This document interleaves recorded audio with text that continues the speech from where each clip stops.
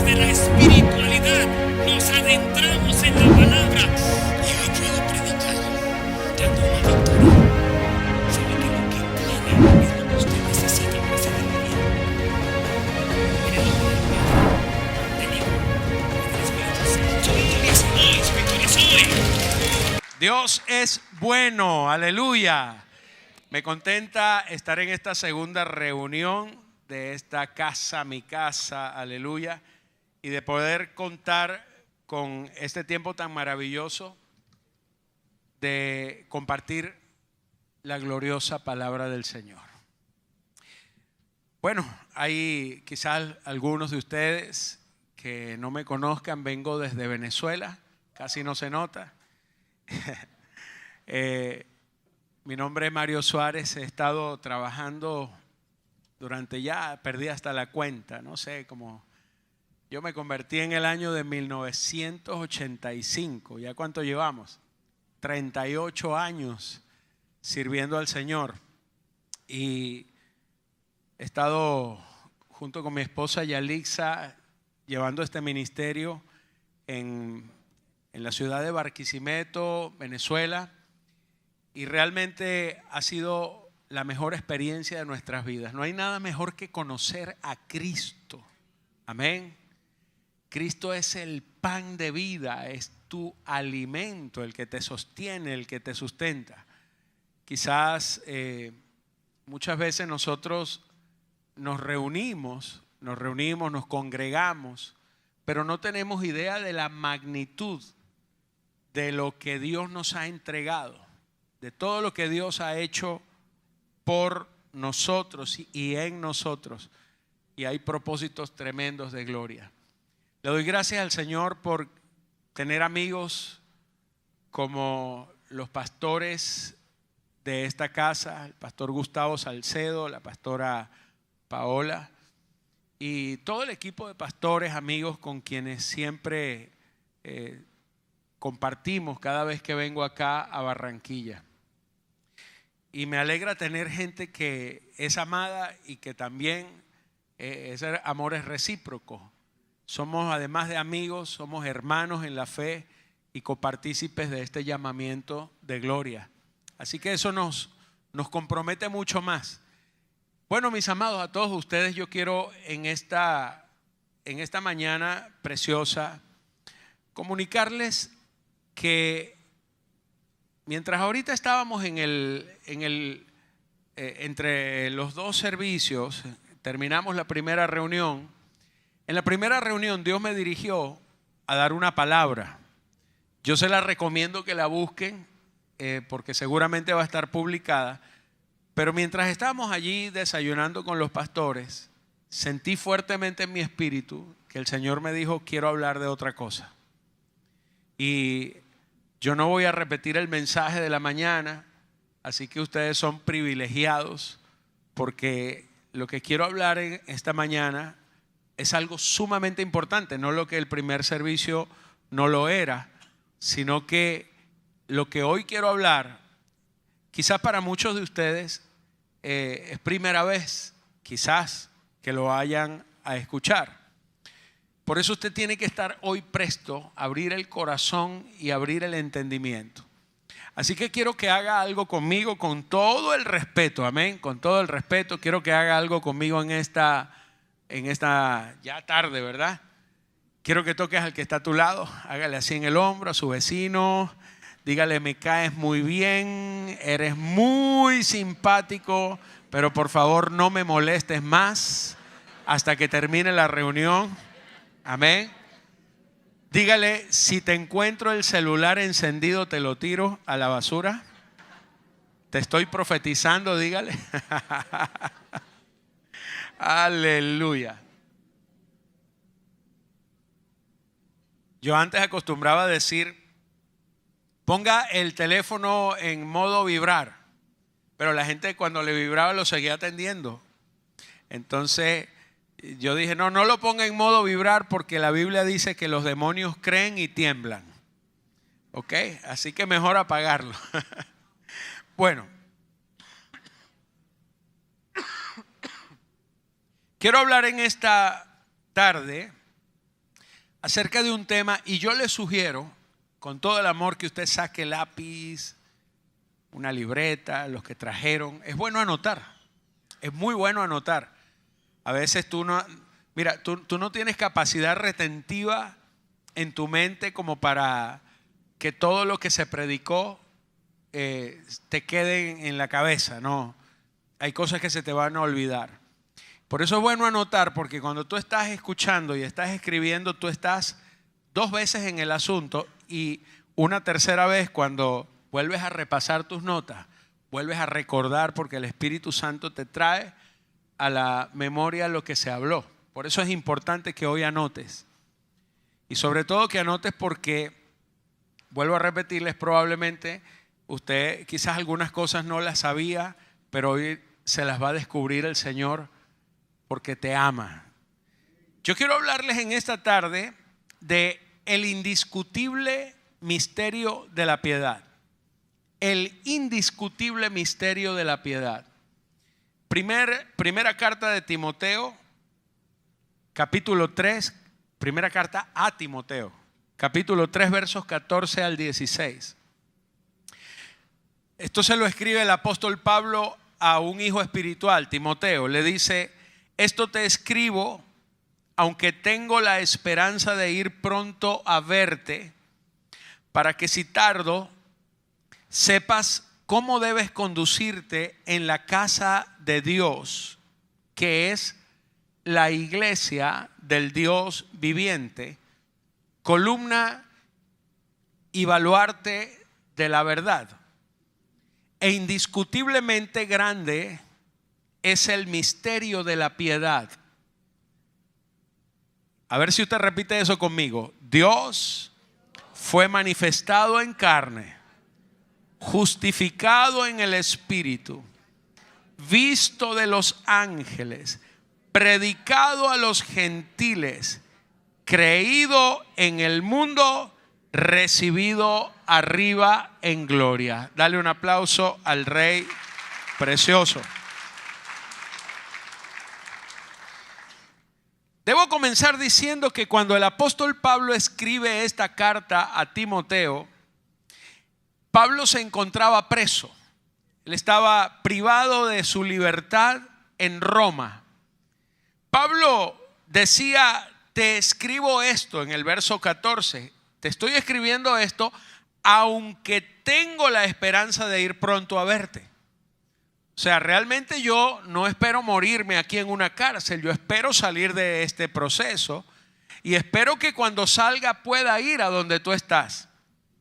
Pero te estoy escribiendo esto por si acaso tardo, porque a lo mejor no sea liberado en el momento en que yo creo. A lo mejor tardo un poco más, pero no quiero que sea que tarde o no. En el caso de que tarde, no quiero que te quedes sin la instrucción clara, porque para Pablo era importante cómo se conducían sus discípulos en el reino. Es importante cómo usted se conduce. Es importante cómo usted está manejando su vida. Mira, mi amado, la iglesia no es la estructura. La iglesia no es el salón. Nosotros generalmente decimos: voy a la iglesia. Y la gran pregunta que tenemos que hacernos en esta mañana es: ¿qué es la iglesia? Si usted dice voy a la iglesia, usted quizás sin darse cuenta está diciendo que la iglesia es un lugar físico o un lugar geográfico. Voy a la iglesia. Pero el Señor no llama iglesia a esto, a la reunión. El Señor llama a esto la congregación de los santos, pero la congregación de la iglesia. O sea, esta mañana usted no vino a la iglesia adoración. Esta mañana la iglesia vino a un salón. Amén. Usted es la iglesia. Y usted como iglesia debe entender que usted es casa de Dios. Escucha, la Biblia dice, Pablo le dice, si tardo, quiero dejarte estas instrucciones para que sepas cómo debes conducirte en la casa de Dios, que es la iglesia. Amén. Es decir, la casa de Dios no es este lugar. Vuelvo a repetir, Dios no vive aquí. Usted se va y Dios no se queda aquí. Dios se va con usted porque Dios no vive aquí, Dios vive en ti. Amén. Dios vive dentro de ti. Él está dentro de tu corazón. Por eso tú eres la casa de Dios. Si Dios tuviera que enviar una carta, Él tendría que poner como remitente o como lugar de dirección, tendría que poner tu nombre, porque tú eres la dirección de Dios. ¿Dónde vive Dios? Aquí, en mi corazón, en mi espíritu. Aquí vive el Señor dentro de mí. Amén, aleluya. ¿Cuántos dicen amén? Ahora bien, por eso el apóstol Pablo le está diciendo, quizás yo no llegue a tiempo para enseñarte estas cosas, pero te las mando por adelantado para que si tardo sepas cómo debes conducirte en la iglesia, que es la casa, la iglesia del Dios viviente, que es la casa de Dios, ¿verdad? Columna y baluarte de la verdad. Levante la mano, usted es una columna, usted como creyente es una columna y es baluarte de la verdad. Es decir, usted tiene la capacidad de soportar y de llevar dentro de ti toda la verdad de Dios. Tú eres la plataforma sobre la cual Dios ha descansado su verdad. Por eso la iglesia es depositaria de la verdad, de la revelación. Y la verdad no es una doctrina.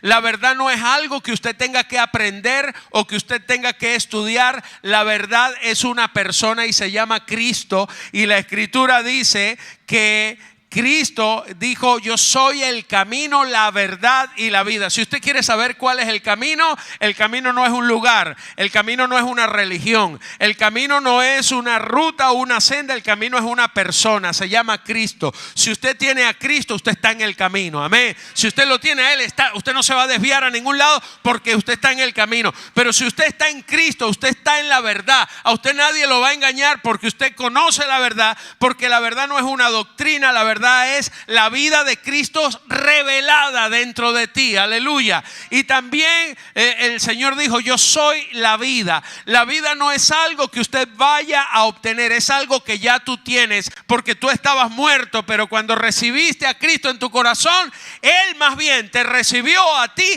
y se impartió como vida dentro de ti. Alguien diga amén a eso, aleluya. Entonces Pablo le dice, quiero dejarte estas verdades para que sepas conducirte. ¿Y cuáles fueron las verdades que él le dejó?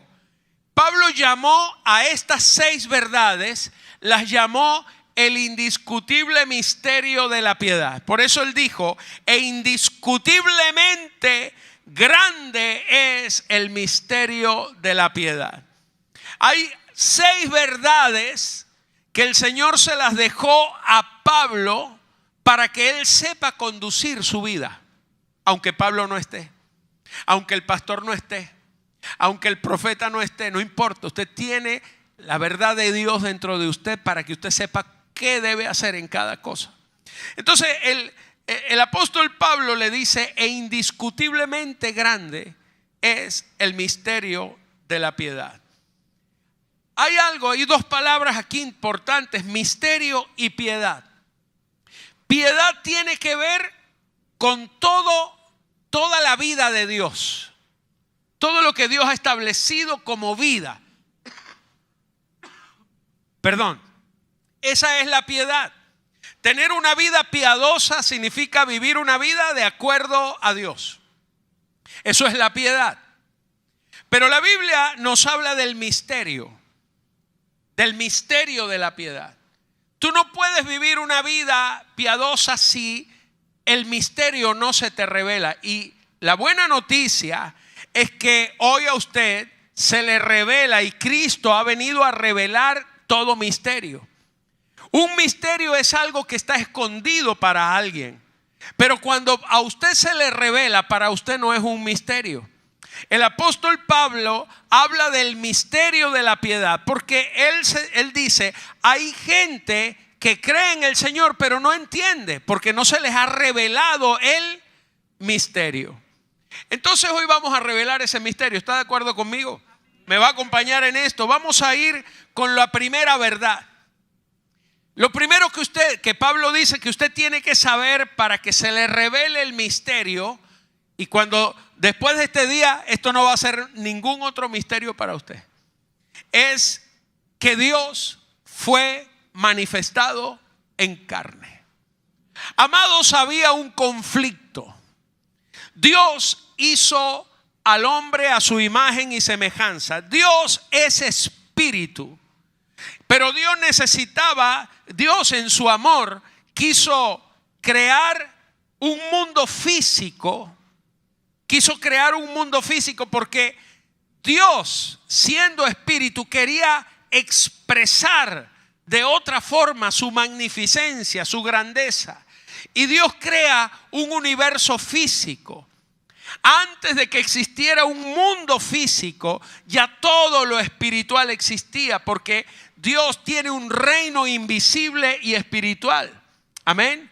Antes de que existiera lo material, primero existía lo espiritual. Pero Dios manifiesta esa gloria, la manifiesta en un mundo de tiempo y espacio. Creó los cielos, creó la tierra y creó al hombre a su imagen y semejanza. Pero el hombre peca, el hombre falla y el hombre pierde la imagen de Dios y empieza en ese propósito que Dios había creado de manifestar su gloria. Hay un problema, y es que el hombre, que era el que podía expresar la imagen y la gloria de Dios, acaba de perder la imagen de Dios y ya no tiene otra cosa que expresar sino el pecado. El pecado lo atrapó, el pecado lo encerró, el pecado lo mató. Entonces Dios se propone hacer algo poderoso, porque Dios necesita rescatar a ese hombre que está perdido. Pero el problema es que Dios es espíritu. Diga conmigo, Dios es espíritu, pero el hombre es de carne y hay que hacer algo. Entonces yo quiero que usted vaya conmigo a Juan capítulo 1, versículo 1 al 5, porque el libro de Génesis, en donde se nos habla de la creación del mundo, y comienza diciendo el libro de Génesis, el primer libro de la Biblia, Génesis 1:1 dice: y creó Dios los cielos y la tierra. Pero ese no es el verdadero Génesis, porque ese es el principio de lo visible. Pero yo quiero hablarles del verdadero Génesis, el Génesis antes del Génesis. O sea, el principio del principio, el principio de lo invisible. Y eso es el Evangelio de Juan. Juan es el Génesis antes del Génesis. No sé si me está captando, pero vaya conmigo. En Juan 1, del 1 al 5, dice: en el principio era el Verbo, y el Verbo era con Dios, y el Verbo era Dios. Diga conmigo, el Verbo. El verbo es la palabra. A mí me enseñaron en castellano cuando estaba en primaria que el verbo es el que le da sentido a la oración. Si yo digo yo casa, no estoy diciendo nada. Pero si yo digo yo voy a casa, o yo quiero una casa, o yo pinto la casa, entonces el verbo le da sentido a la oración. El verbo es Cristo. Cristo es lo único que le da sentido a tu vida. Aleluya. Sin el verbo tu vida no tiene ningún sentido. Sin el verbo tu vida no sabe lo que significa, no sabe para dónde va, no sabe lo que quiere, no sabe lo que tiene. Pero si tengo al verbo, tengo todo. Aleluya. Vamos a darle un aplauso al Rey.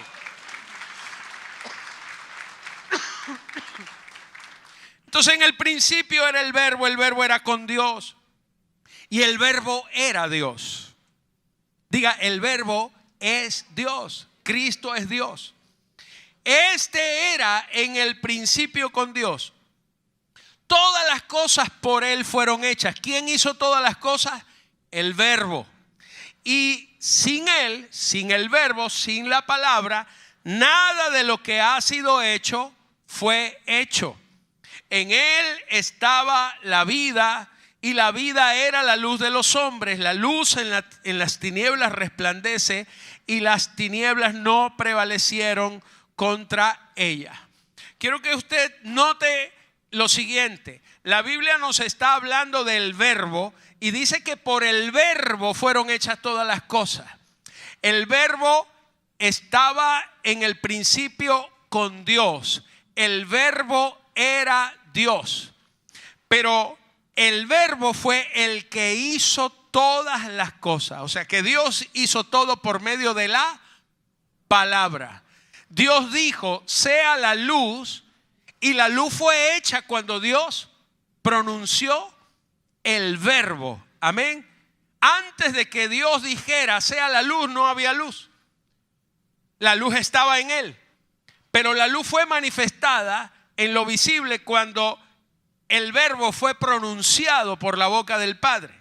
Ahora bien, en Juan 1:14 nos dice lo siguiente, porque estamos hablando de que la primera verdad del misterio de la piedad es que el verbo se hizo carne, que Dios se hizo carne. Entonces dice, y aquel verbo fue hecho carne y habitó entre nosotros y vimos su gloria, gloria como del unigénito del Padre, lleno de gracia y de verdad. Permítame hablarle de lo que usted necesita saber acerca de Cristo. Permítame hablarle de los tres cuerpos de Dios, los tres cuerpos de Cristo. Escuche, en el principio está Cristo unido al Padre desde la eternidad. El día en que Dios decide manifestarse y crear el mundo, Él tiene que pronunciar la palabra y allí el verbo fue manifestado. El primer cuerpo que toma Cristo es el verbo. El verbo. La palabra. Amén. El verbo es la palabra. Ahora, permítame que usted me entienda esto. Usted puede pensar en cualquier cosa. Por favor, piense en algo. Ahora pregúntele al vecino, ¿en qué estaba pensando? No puede saberlo. Ahora dígale usted a su vecino, ¿en qué estabas pensando? Dile, estaba pensando en esto. Ahora su vecino se enteró. ¿Por qué? Porque tu pensamiento tomó un cuerpo. Se incorporó en la palabra. Tus pensamientos no pueden ser entendidos hasta que toman un cuerpo. El primer cuerpo que tomó Dios fue la palabra, el verbo. Amén. El verbo es el primer cuerpo de Cristo. Sin él nada podía ser hecho. Cristo estaba en el Padre, pero Cristo hizo todas las cosas cuando el verbo fue pronunciado. Entonces sea la luz y apareció la luz. Que los mares se separen de la tierra y se separó los mares de la tierra. Es decir, el verbo es el cuerpo del pensamiento de Dios, primer cuerpo. Pero luego el verbo fue hecho carne. Amén. Diga conmigo, el verbo fue hecho carne. ¿Por qué el verbo fue hecho carne? Señores, porque cuando Adán peca, cuando Adán se separa de Dios, Adán es carne. Y se necesita no el verbo, sino el verbo hecho carne. Se necesitó el verbo hecho carne porque el verbo por sí solo no podía salvar la carne. Dios no podía salvar la carne pecadora solamente con el verbo. Dios tuvo que hacer que el verbo tomara un segundo cuerpo. Y el verbo se hizo carne. Amén. Entonces, ¿cómo se hizo el verbo carne? Se hizo carne en la persona de Jesús. Diga conmigo, Jesús. ¿Cuántos conocen a Jesús? Ahora escúcheme. En Jesús estaba por fuera, Él era un cuerpo humano, igual que el tuyo y que el mío. Pero por dentro era el verbo. El verbo se hizo carne. ¿Por qué se hizo carne? Porque no lo era. Porque Dios es espíritu. Y si Dios quiere librar a la carne, Él se tuvo que hacer carne. ¿Ves? Ese es el misterio de la piedad, que Dios se manifestó en carne. Eso es amor. Eso lo hizo por ti. Ahora, en Gálatas, aquí dice en Juan 1:14, y aquel verbo fue hecho carne. Pero escucha esto, dice, y habitó entre nosotros. Diga conmigo, habitó. O sea, el verbo ya no habitaba en el cielo. El verbo deja el cielo y se viene a la tierra. Deja de habitar, porque en el principio el verbo estaba con Dios y el verbo era Dios. Pero ahora que el verbo se hizo carne, ya no está con Dios allá en el cielo. Ahora el verbo, que estaba con toda la gloria de Dios, está habitando entre nosotros. Ese verbo hecho carne fue el que vio Pedro, fue el que vio Juan, fue el que vieron los primeros discípulos. Usted no ha visto a ese verbo porque usted no ha visto a Jesús. Usted nunca lo vio, pero ellos sí lo vieron. Ellos vieron al verbo hecho carne. Y entonces ellos dicen, y habitó entre nosotros y vimos su gloria. Vimos su gloria. Esto es bien poderoso, mi amado, porque cuando la Escritura dice que vimos su gloria, la gloria no podía ser vista. No la podían ver, pero ahora la estaban viendo. ¿Cómo estaban viendo la gloria? La estaban viendo cuando veían a Jesús, veían la gloria.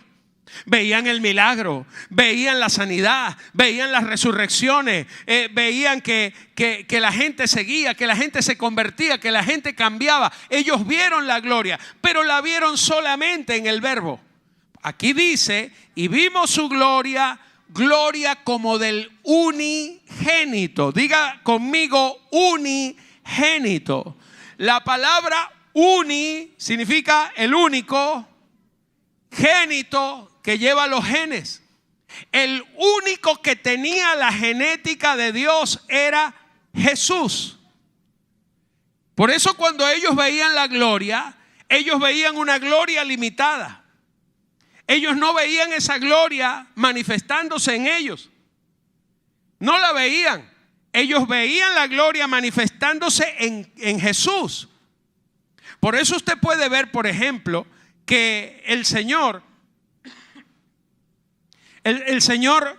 muchas veces los encontraba a ellos discutiendo porque ellos querían echar demonios y no se iban. Y querían hacer cosas y no podían. Y quería caminar sobre las aguas y se hundían. ¿Me está entendiendo? Porque la gloria estaba manifestada en el Hijo, en Cristo Jesús. Entonces la gloria del unigénito, lleno de gracia y de verdad. Ahora, permítame decirle que ese es el segundo cuerpo que tomó Jesucristo. Pero cuando Jesús va a la cruz del Calvario, cuando Jesús es crucificado, el cuerpo de Jesús desaparece, pero no el verbo. El verbo en el principio se hizo carne. Y ahora el verbo hecho carne, la carne es crucificada. ¿Y qué pasa con el verbo? El verbo necesita un tercer cuerpo. Necesita un cuerpo más grande. ¿Y cuál es ese cuerpo? La iglesia.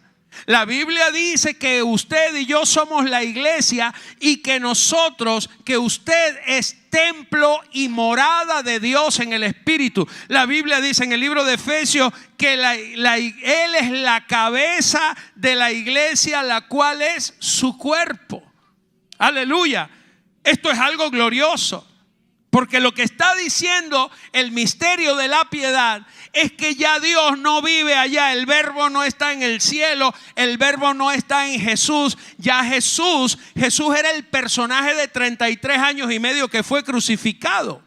Amén. Ahora ya no es Jesús. Ahora es el Cristo resucitado. Ya no es el verbo hecho carne, ya es el verbo incorporado dentro de ti y que mora y vive dentro de ti, porque ya es el Cristo resucitado. Ya no es Jesús de Nazaret, es el Cristo. O sea, hubo una mutación. Antes era solo el verbo, después era Jesús, ahora es la iglesia. Es Cristo dentro de ti. Este es el misterio de la piedad. Esto es algo sumamente poderoso, mi amado. Si tú no entiendes que tú eres el cuerpo, el nuevo cuerpo de Cristo, tú vas a estar caminando muy limitadamente en esta vida. Ahora, yo quiero hacerte una acotación. El apóstol Juan dijo que cuando el verbo se hizo carne, dice, y el verbo se hizo carne, léalo ahí en Juan capítulo 1 verso 14, que dice, el verbo se hizo carne y habitó, ¿cómo? Entre nosotros. ¿Por qué habitó entre nosotros? Porque el verbo estaba únicamente en el cuerpo de Jesús. Pero cuando Jesús muere su carne, pero el verbo resucita y toma un nuevo cuerpo que es la iglesia. Entonces ya el verbo no habitó entre nosotros. Levante su mano. Él ahora habita en nosotros. En nosotros. Esto te tiene que solucionar un problema muy fuerte. Cada vez que tú estás orando y le dices, Señor, por ejemplo, le decimos, Espíritu Santo, ven. ¿Y el Espíritu Santo dónde está? Allá. Entonces, ¿para qué le dices que venga si ya está dentro? Porque tú todavía no has descubierto el misterio. No se te ha revelado el misterio. Todavía tú crees que Dios está por allá bien lejos, cuando realmente ya Él mora y vive dentro de ti. Entonces tú no le puedes decir al Señor, ven, cuando ya está dentro. Señor, no me abandones. Pero ¿cómo te voy a abandonar? ¿Por qué me estás echando de mi casa? Si yo vivo dentro de ti, si tú eres templo y morada de mí en el Espíritu, yo vivo dentro de ti. ¿Por qué me estás corriendo de mi casa? No me abandones. Yo no me voy de mi casa. Yo vivo dentro de ti. Fíjate esto. Juan dice en Juan 1:14 que cuando el verbo se hizo carne vimos su gloria, gloria como del unigénito. ¿Por qué? Porque el verbo, que es la genética de Dios, el verbo que es la naturaleza de Dios, el verbo que es Dios, estaba solamente en Jesús, pero ahora el verbo está dentro de ti. Entonces ahora los genes de Dios están también dentro de ti. El apóstol Pedro dice que nosotros somos participantes de la naturaleza divina. Tú no has entendido lo que eso significa, mi amado. Que todo el poder, toda la gloria de Dios con la que Él creó los cielos y la tierra está dentro de ti. Tú tienes la genética de Dios. Tú eres engendrado por el Señor. Tú no eres un cualquiera. Tú no puedes estar pensando en morirte y con la posibilidad abierta de irte al infierno. No, mi amado, tú fuiste engendrado por el Señor. Los genes de Dios están en ti. En ti hubo un cambio de naturaleza total y perfecto. Permíteme explicarte esto de una manera más profunda. En Gálatas 4, capítulo 4, versos 4 y 5. Gálatas 4, 4 y 5. Dice, pero cuando vino el cumplimiento del tiempo, Dios envió a su Hijo, nacido de mujer y nacido bajo la ley, para que redimiese a los que estaban bajo la ley, a fin de que recibiésemos la adopción, diga la adopción de hijos. Amén. La Escritura dice que Dios tuvo que esperar un tiempo a que se cumpliera. Porque desde el primer día en que Adán pecó, desde el primer instante, ya la intención de Dios era manifestar a Cristo. Le voy a explicar por qué. Cuando Adán pecó, el Señor le habla a la serpiente, que es Satanás, y le dice: la simiente de la mujer te aplastará la cabeza. O sea, ya Dios de antemano dijo cuál era la solución. La simiente, diga conmigo, la simiente, la semilla, el hijo. Ya el Señor estaba diciendo, voy a manifestar al verbo. Fue un pequeño resumen. Voy a hacer que el verbo se haga carne y te va a aplastar la cabeza. Amén. Pero Dios no mandó a Cristo de una vez. Dios tuvo que hacer varias cosas. Número uno, Dios tuvo que enviarlo nacido de mujer. Pero tuvo que enviarlo también nacido dentro de la época de la ley. Y ya vamos a explicar por qué es esto. Dice, para que redimiese a los que estaban bajo la ley, para que pudiéramos recibir la adopción de hijos. Señores, lo primero que dice que Cristo fue enviado nacido de mujer. Cristo tenía una carne parecida a la suya y a la mía. Y digo parecida porque la única diferencia entre la carne de Cristo y la nuestra es el pecado. En la carne nuestra hay un elemento que no debería estar, se llama el pecado. Cuando apareció el pecado se alojó en tus miembros, en tus deseos, se alojó en la carne, en el alma contaminada. Amén. El alma fue infectada y afectada. El alma fue infectada por el pecado y fue afectada por el pecado. Ahora, escuche, Él nace de mujer y Dios tiene que escoger a una mujer durante el tiempo perfecto, y esa mujer se llamó María. Pudo haber sido Petra, Juana, pero le tocó a María. No porque María tuviera algo de especial, porque la Escritura, y aquí quiero librarlo a usted quizá de alguna duda, aunque Jesús nació de María, realmente no era hijo de ella. Nos estamos metiendo en un tema duro. Yo sé que algunos están ya a punto de agarrar una piedra y lanzarla, pero escúcheme. María realmente le prestó su vientre virginal. Ella era una mujer virgen, no había conocido ningún varón. Y ella le prestó el vientre para que dentro de ella se desarrollara un embrión que no fue formado dentro de ella por hombre, sino que fue formado en el cielo por Dios. Amén. Mira, porque de tal manera amó Dios al mundo que envió, diga conmigo, que envió a su Hijo unigénito. O sea, el Hijo fue enviado. Si lo hizo acá, en el vientre de María, no fue enviado. El Hijo ya estaba, fue hecho allá y enviado.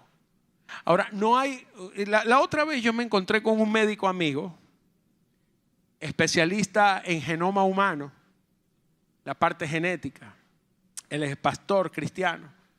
Y entonces yo les dije, María es la madre de Jesús. Claro, ok. ¿Cuánto un hombre, un ser humano, cuántos genes tiene de la mamá y cuántos del papá? Y él dice, esa pregunta muy fácil. La mitad es del papá y la otra mitad de la mamá. El espermatozoide del hombre tiene la mitad de la información, porque un espermatozoide es una célula con la mitad de los cromosomas, ¿verdad? Y el óvulo de la mujer es otra célula con la otra mitad. Cuando las dos mitades, padre y madre, se unen, se forma un hijo y es un nuevo ser que tiene la mitad de la información de la mamá y la mitad de la información del papá. O sea que si te hago esta pregunta, ¿cuántos genes? O sea, ¿Jesús tenía genes de José? No. ¿Y de María? Entonces el hombre se quedó pensando y dijo, buena pregunta.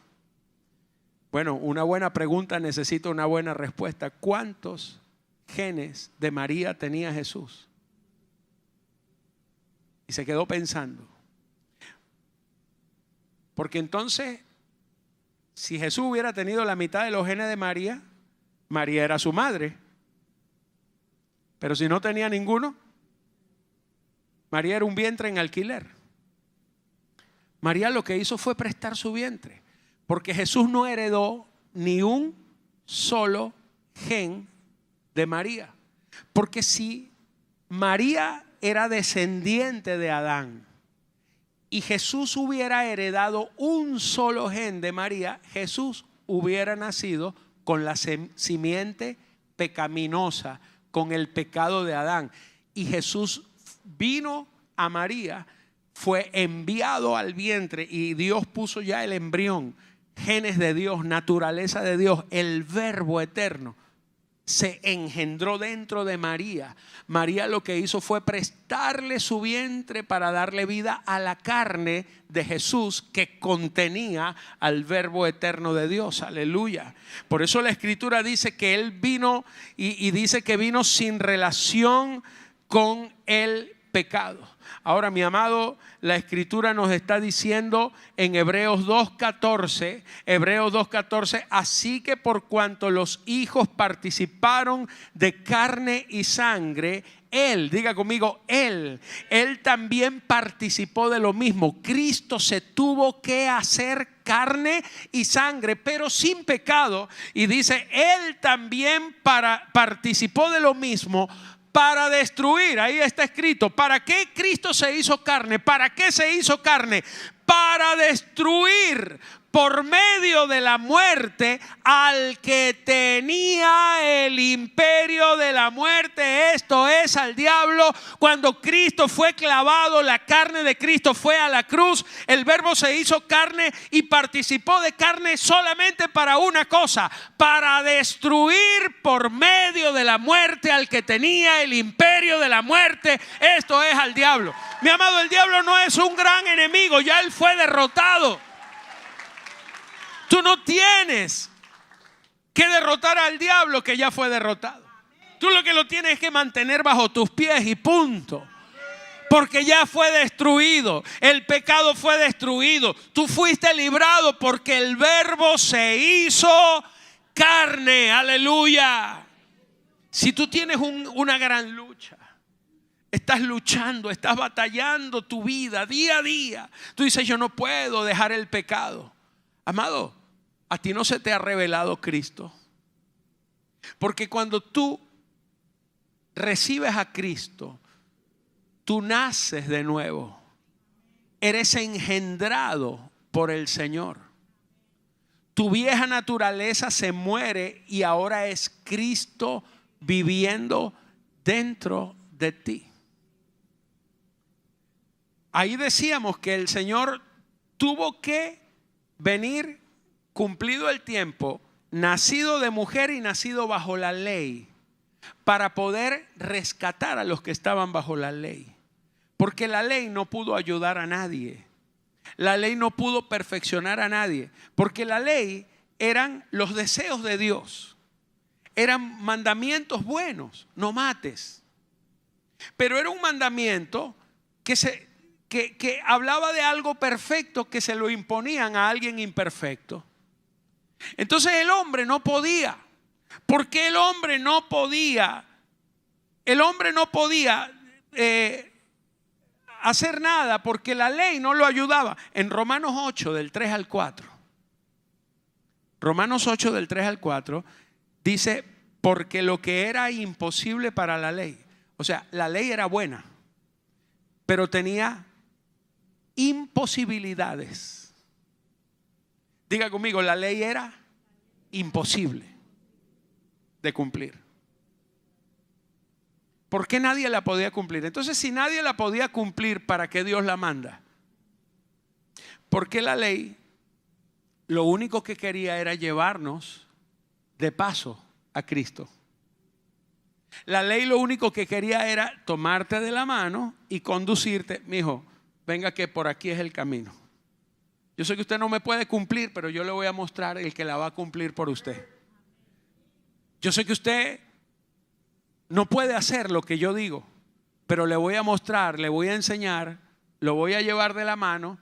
La Biblia dice que la ley es el ayo, la nana, la señora que cuida a los niños, ¿verdad? La nana que nos lleva de la mano a Cristo.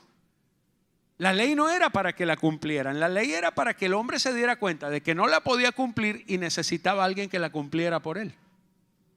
Entonces, aquí dice que lo que era imposible para la ley, por cuanto era débil por la carne.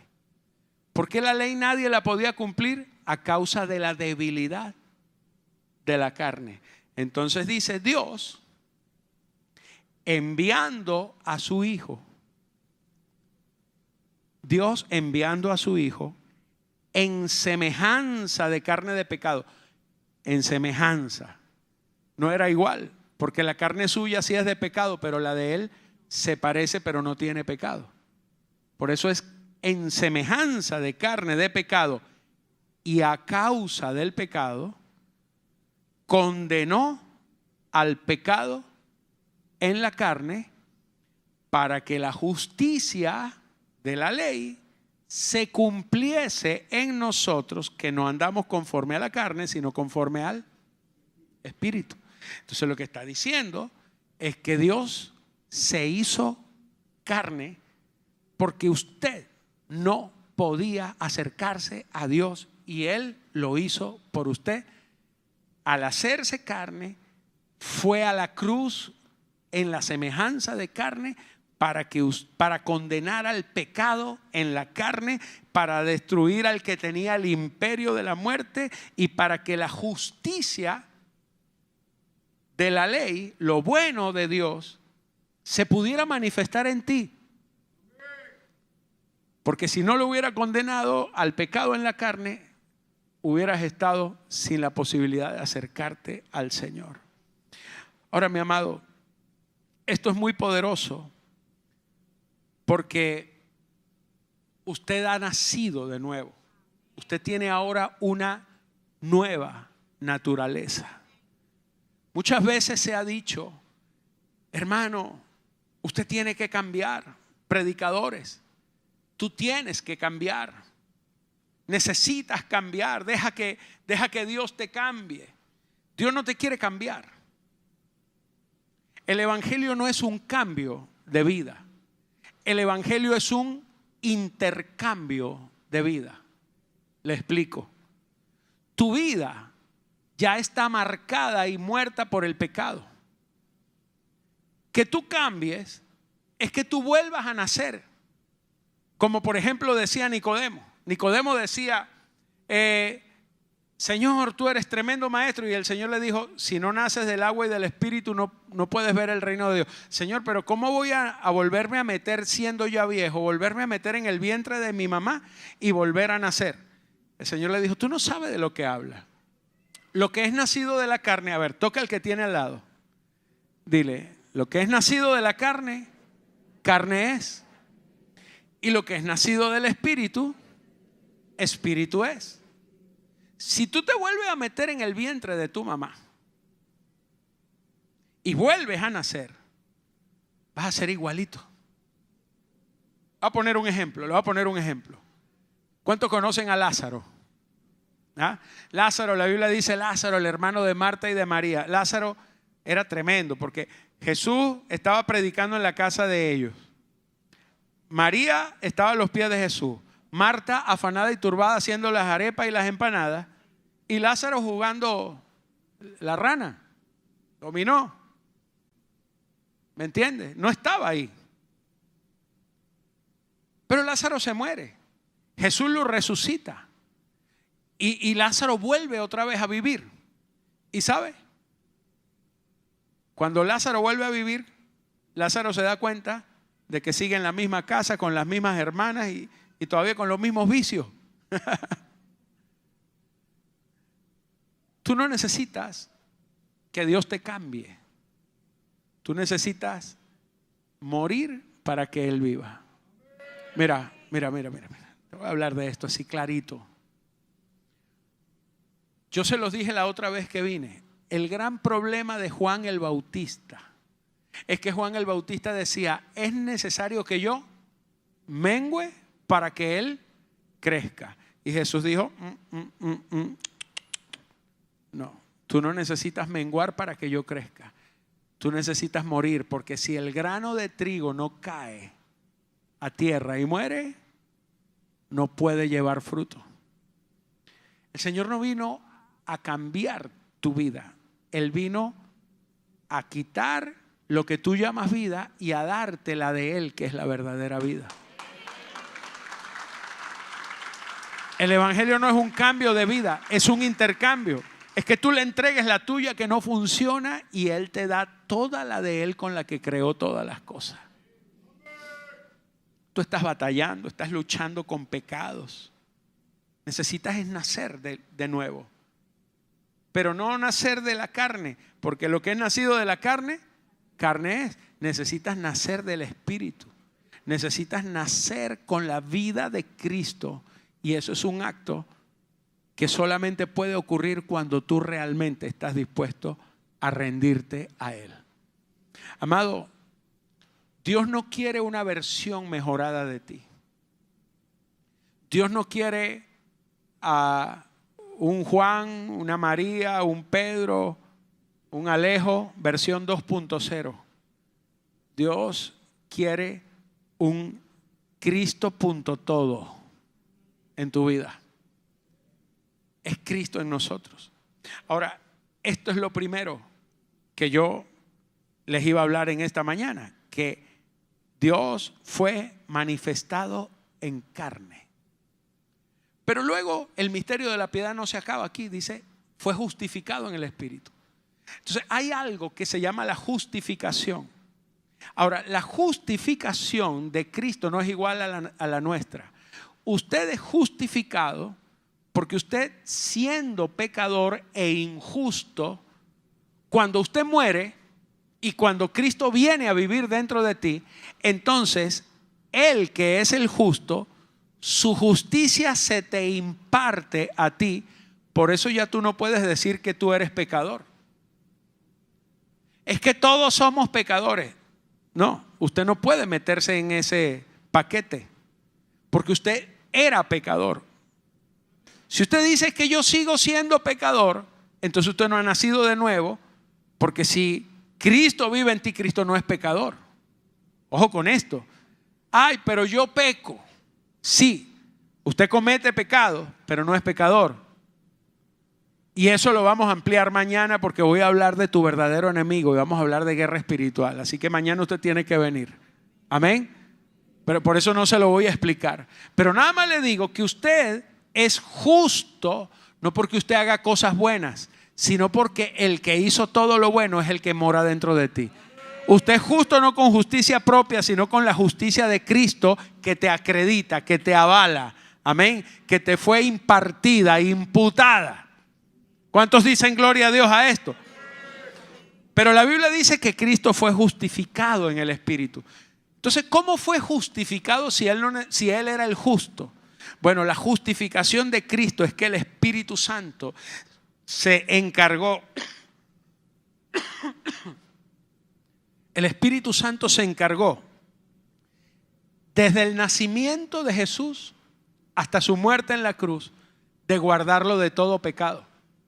Él se encargó de mostrar la justicia desde su nacimiento hasta su muerte. Le proveyó durante todos los días poder sobrenatural para realizar prodigios y lo levantó de los muertos a causa de que Él era justo. Por eso el Espíritu de Dios lo justificó, porque lo que hizo fue evidenciar la justicia de Dios que estaba en él. Lo tercero dice que, primero dice que fue Dios hecho carne. Lo segundo que dice el misterio de la piedad, que fue justificado por el Espíritu. ¿Recuerda lo tercero? Lo tercero es visto de los ángeles. Cristo fue visto de los ángeles. Permítame serle rápido en esto. Cuando el Verbo se hizo carne, el primero que lo anunció fue un ángel. El ángel Gabriel anunció a María que sería la madre de Jesús. Amén. Un ángel le dijo al esposo, al novio de María, al desposado con María, a José, le dijo en sueños que recibiera a María como esposa, que se casara porque ella no le había montado los cuernos, sino que tenía dentro al Verbo eterno. Un ángel fue el que lo manifestó. El ángel había visto, los ángeles habían visto todo. Amén. Un ángel anunció a los pastores cuando Cristo estaba naciendo. El mismo nacimiento de Cristo fue anunciado por los ángeles. Los ángeles vieron cuando el Verbo se hizo carne. Un ángel se le aparece a José en sueños, le recomienda huir a Egipto porque Herodes quiere matar a los que acaban de nacer. Un ángel se le aparece años más tarde otra vez a José en Egipto y le dice que vuelva otra vez a Jerusalén y que se volviera a Israel y que se fuera a Nazaret. Cuando Cristo fue manifestado en el Jordán, el Espíritu de Dios lo lleva al desierto para ser tentado y los ángeles le servían. Ángeles estaban alrededor de él. Los ángeles estuvieron con él cuando Cristo estaba en el huerto de Getsemaní, a punto de tirar la toalla, porque él decía: Padre, pasa esta copa de mí, pero no quiero hacer mi voluntad, sino que se haga la tuya. El ángel se le aparece para fortalecerle y decirle: no, tú no puedes ahora abandonar, estás en el momento crucial, tú eres la única esperanza de vida en esta tierra, eres el único, y el Padre te manda a decir que sigas adelante porque Él está contigo. Fue visto por los ángeles. Los ángeles fueron testigos de la resurrección de Cristo. Los ángeles fueron testigos de la ascensión de Cristo. Y los ángeles le hablaron a los discípulos de que así como vieron al Señor subir, así también nosotros le veríamos volver a esta tierra. ¿Cuántos dicen gloria a Dios? Aleluya. Ahora mira lo que dice Primera de Pedro 1:10. Primera de Pedro 1:10 dice: los profetas que profetizaron de la gracia destinada a vosotros. Hubo profetas que estaban escudriñando, profetas que estuvieron ministrando. Ellos empezaron a inquirir, a investigar y diligentemente indagaron acerca de la salvación. Y entonces se dice: escudriñando qué persona y qué tiempo indicaba el Espíritu de Cristo que estaba en ellos. En ellos estaba el Espíritu de Cristo. Pero dice: el cual anunciaba de antemano los sufrimientos de Cristo y las glorias que vendrían tras ellos. A estos hombres de Dios, levanta tu mano, se les reveló, a los profetas se les reveló que no para ellos, no para sí mismos, sino para nosotros. Wow, levanta la mano. Ellos descubrieron que todas las verdades y toda la gloria y toda la gracia no era para ellos, sino para nosotros.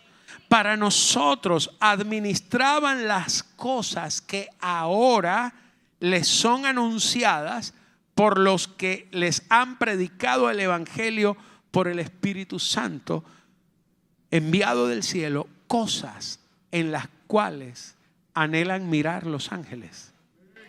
Cristo fue visto de los ángeles. Cristo fue visto de los ángeles en la persona de Jesús. Pero ¿sabe qué? Los ángeles anhelan ahora mirar a Cristo en ti. Los ángeles anhelan mirar la gloria de Cristo en ti. Ya no la gloria del unigénito, sino la gloria del primogénito entre muchos hermanos, dice la Escritura. Él ya no es el unigénito, Él es el primogénito, porque tú tienes la genética de Dios y los ángeles están esperando ver toda la gloria de Dios manifestada en ti, porque para eso existes en esta tierra. Fue predicado a los gentiles, misterio de la piedad. A ti se te trajo la palabra. Levanta tu mano y dale gracias a Dios, porque un día alguien te predicó, un día alguien te habló, y un día tú tuviste fe, y esa fe no vino de ti. Tú ni siquiera tenías fe. Fue Dios que te regaló fe para que creyeras en Él. ¡Wow! Esto es muy poderoso.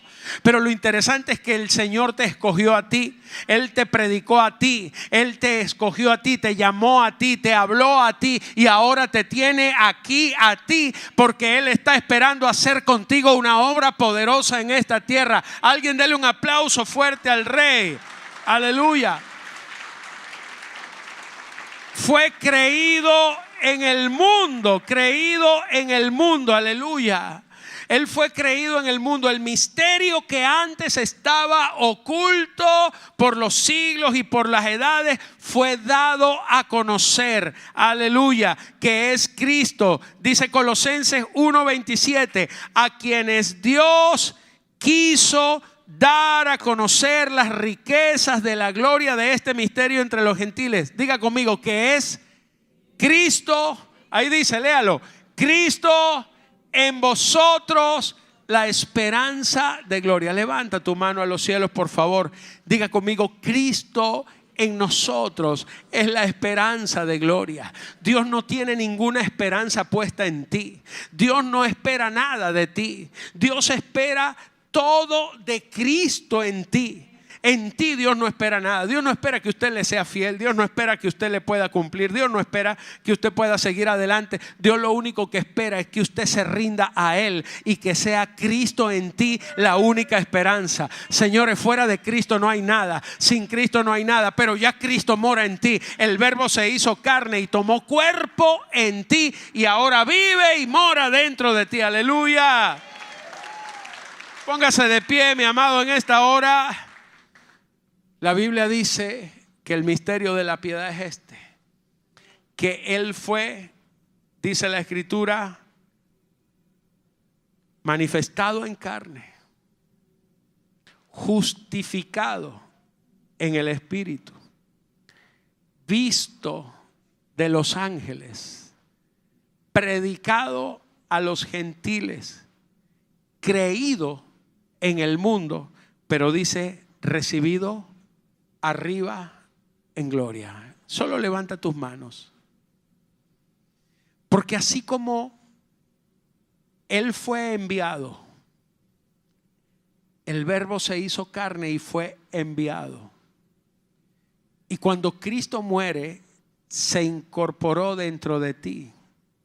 Pero antes de que Él viniera a manifestarse como vida dentro de ti, Él fue recibido arriba en el cielo, pero envió al Espíritu Santo por Él. Cristo mora en ti a través del Espíritu Santo. Pero ese mismo Cristo tiene que ser también recibido nuevamente en el cielo. ¿Y cómo va a ser este Cristo recibido en el cielo?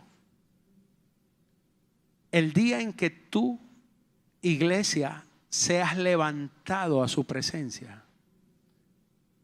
La palabra de Dios dice que nosotros seremos transformados y los que hayan muerto en Cristo serán resucitados. Cristo viene. Esta vida no se acaba acá. La vida es eterna, la vida en Cristo es eterna. Esta vida que tú tienes en este cuerpo es temporal. Esto se va a acabar.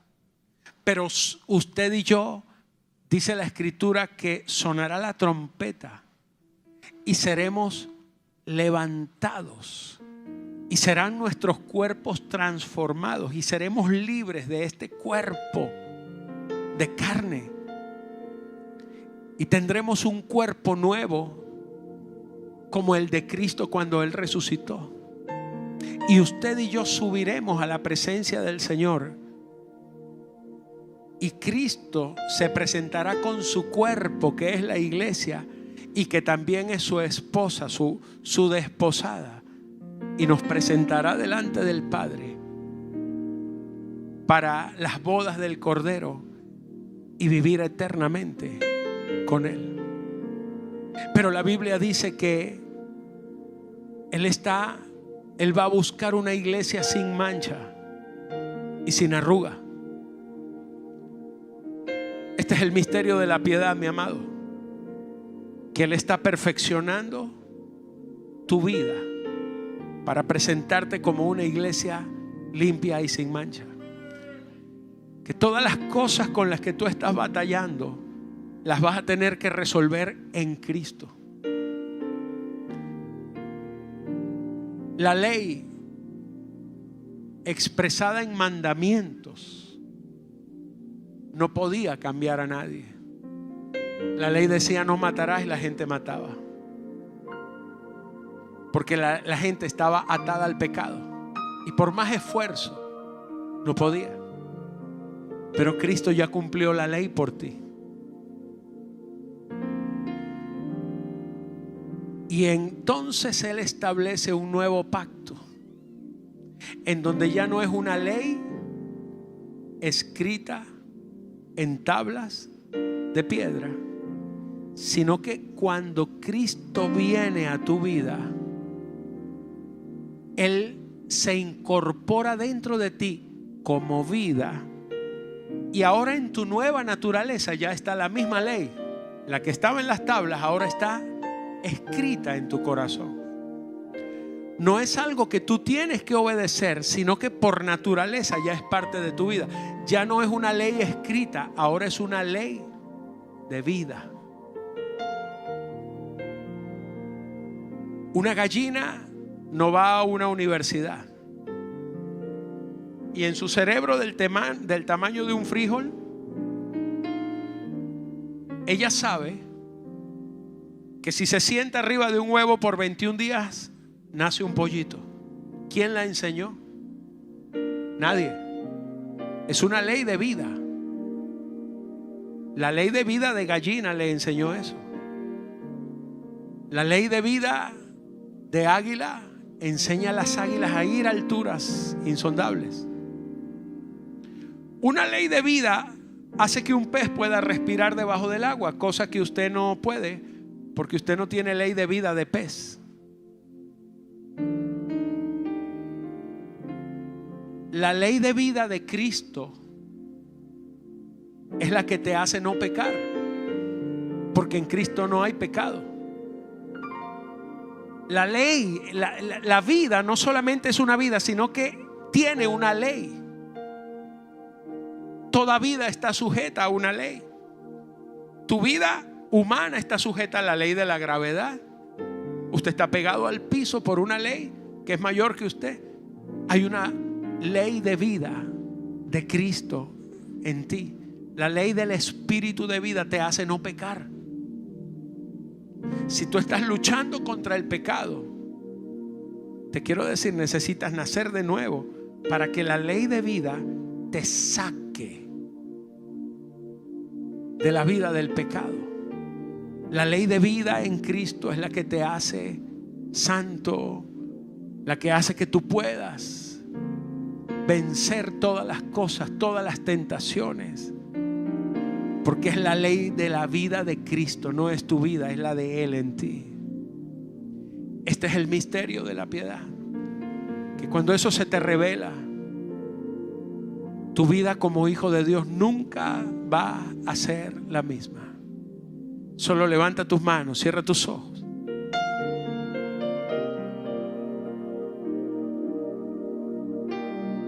Yo esta tarde vine solamente a hablarte de esto,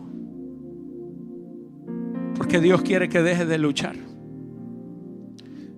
Dios quiere que dejes de luchar y de condenarte diciendo esto es muy difícil ser cristiano.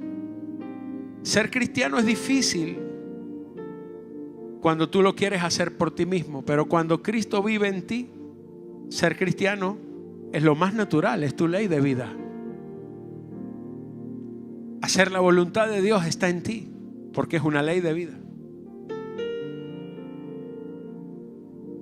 El amar a Dios está en ti porque es una ley de vida. Es Cristo viviendo dentro de ti. Una vez más, con esas manos levantadas, comienza a darle gracias. Dile: gracias, Señor, porque yo entiendo que ahora tú no eres el Altísimo que está por allá, sino que tú moras y vives dentro de mí. Y ya no vivo yo, es tu vida en mí. Y por eso puedo hacer todas las cosas que tú quieres, porque no soy yo quien las hago, eres tú quien las hace en mí. Puedo vivir libre del pecado. Ya yo soy libre de toda maldición. Ninguna maldición generacional tiene poder sobre ti. Ya Él te libró de todo eso, porque Él mora dentro de ti. Y si hay alguien aquí en esta mañana que todavía no ha rendido su vida a Cristo y estás luchando porque tú has querido cambiar y no puedes, has querido dejar vicios y no puedes, has querido acabar con ese mal genio con el que has luchado toda la vida y no puedes, estás a punto de divorciarte porque ni tu esposa ni tus hijos te soportan.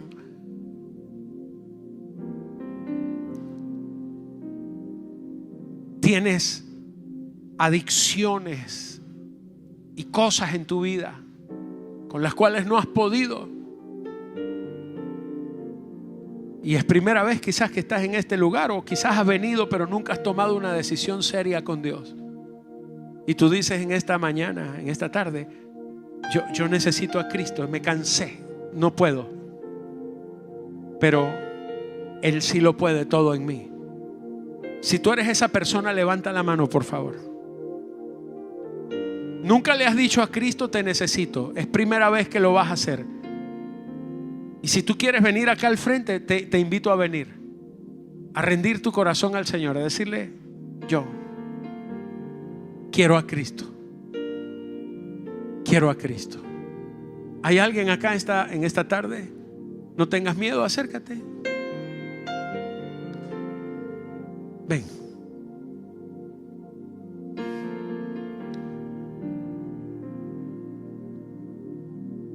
¿Cómo te llamas?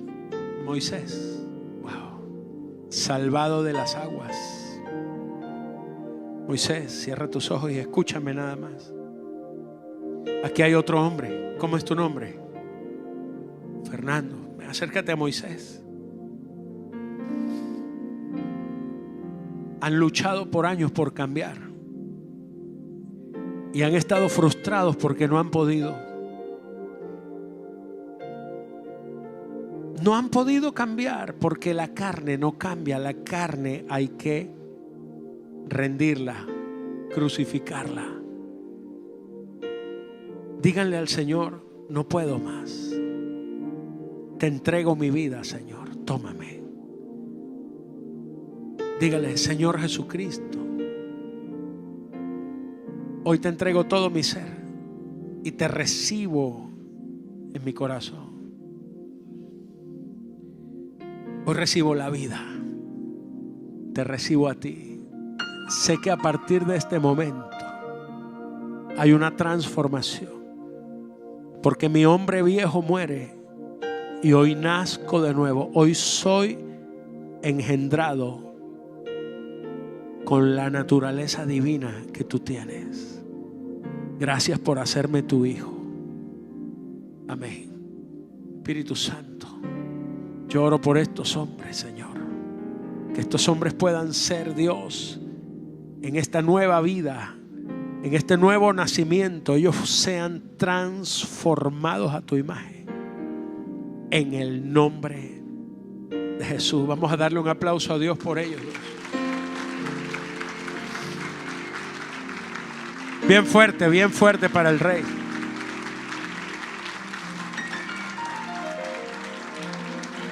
Aleluya. Vamos, adórale. Todo se lo debo a Él. Todo todo se lo debo a Él. Mi casa y mi familia y toda mi esperanza, todo se lo debo a Él. Vamos, dígaselo. Todo se lo debo a Él. Es Cristo en nosotros, aleluya. Todo se lo debo a Él. Mi vida, mi familia y toda mi esperanza, todo se lo debo a Él. Dígale: a Dios sea la gloria, a Dios sea la gloria, a Dios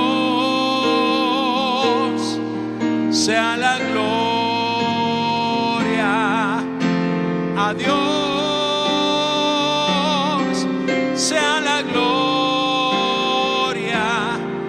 por lo que hizo por mí. Con su sangre Él me ha salvado, su poder me ha levantado. A Dios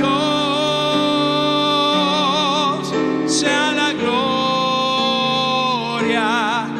por lo que hizo por mí. Levanta las manos y dilo una vez más: a Dios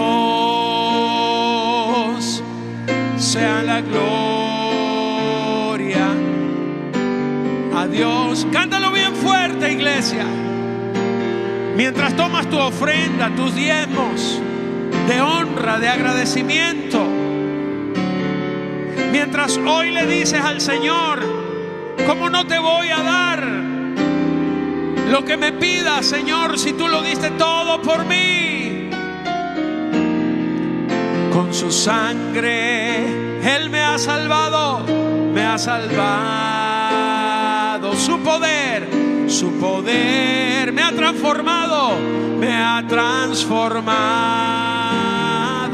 A Dios sea la gloria por lo que hizo por mí. Aleluya. Todo se lo debo a Él. Vamos, dígalo, amada iglesia. Todo se lo debo a Él. Mi vida, mi familia y toda mi esperanza, todo se lo debo a Él. Una vez más, dígalo, todo se lo debo a Él. Vamos, si tienes allí tu ofrenda, pasa adelante, no te quedes sin darle a Dios. Sea agradecido con el Rey. Aleluya, dale lo mejor a Dios. Mi vida y toda mi esperanza, todo se lo debo a Él. Todo se lo debo, todo se lo debo a Él. Aleluya. Amén. Dale el mejor aplauso. Aleluya. Qué hermoso. Fuerte, fuerte, fuerte, que se oiga. Vamos. Adoración. Aleluya.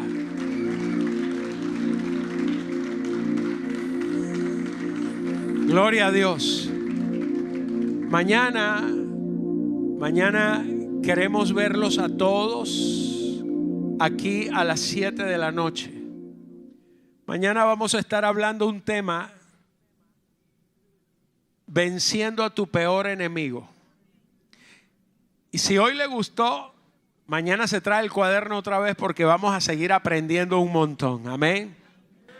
Aleluya. Así que mañana seguimos. Voy a seguir en lo que el pastor había estado hablando de guerra espiritual, pero mañana en la noche toda la iglesia acá. Amados, con todo el amor me despido de ustedes y estamos todos despedidos. Dígale a su esposo, profetice, le diga: profetizo que me vas a llevar a almorzar en un buen restaurante y después me vas a llevar de shopping. Amén. Dios los bendiga, muchas gracias. El Dios tuyo es Israel, el Dios de Israel es Jehová. Señor nos dice: predica, es más fuerte el que vive en mí. Tú y yo desde la espiritualidad